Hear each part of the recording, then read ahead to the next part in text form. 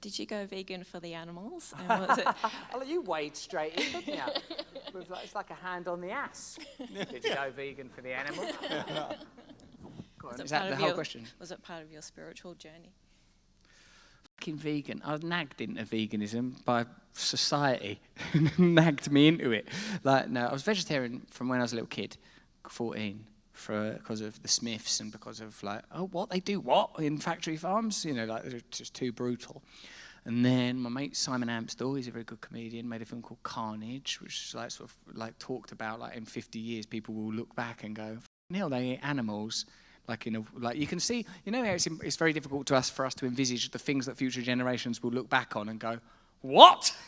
But here are some of the things. Homelessness, they'll definitely go, oh yeah, they used to just let some people sleep outside. But why? Because they didn't have enough? Oh no, there was enough. Ironically, there were empty buildings that the homeless people could have lived in. But they had an imaginary economic system that existed as a concept in their minds. Was it a real thing? Oh no, it was pretend. Like Australia or America, just things that people have made up. Whee! This is America. How do you know? Well, there's a flag. It's just made up. It's not a real, actual thing, is it? Like, particularly when you look at Europe, France, Germany. When did it become Germany? There, that bit's Germany.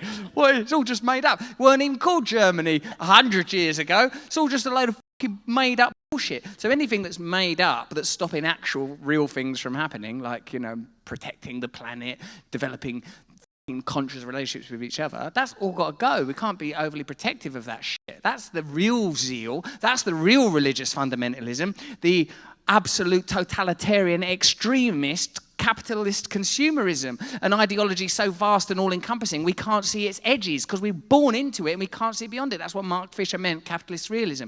This is reality. We've tried everything else. This is what we're going to do. Who are the people that propagate this information? Oh, people that benefit from it staying the same. Who are the people that say this is the only way things can work? People for whom it works really well if it stays like this forever.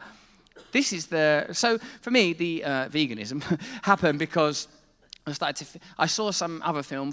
What was that called? What the Health, with this dude Kip Anderson sort of talked. He showed how, like the diabetes, heart, and cancer foundations of America were funded by like sort of meat and dairy and egg industries, and they give the advice on what foods are healthy. And we've known for a long while that the information we used to get about diet in like the 1950s, it was never these are your main food groups, your bread food group, your egg food group. That's just shit they could make cheaply.